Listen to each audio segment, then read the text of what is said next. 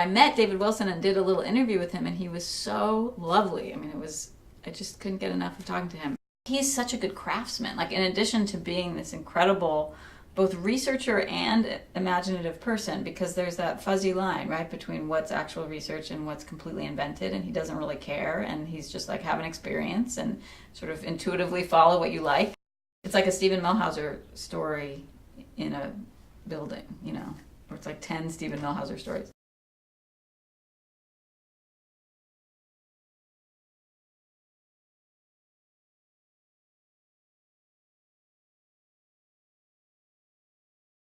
I just love that kind of space. A friend of mine, Christine Berry, does kind of site-specific performance art in LA, and she's had a bunch of authors come and read at her event, which is called a speakeasy, and it's in the basement of a church.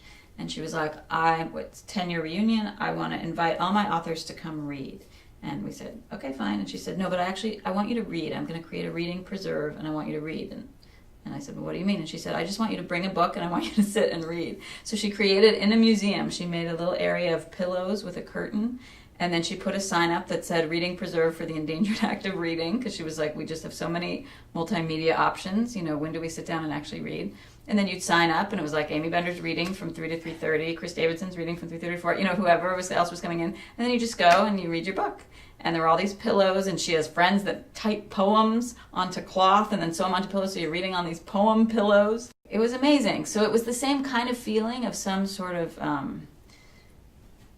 display that was kind of witty, but also in a weird way necessary. I think I took a little nap in the reading preserve.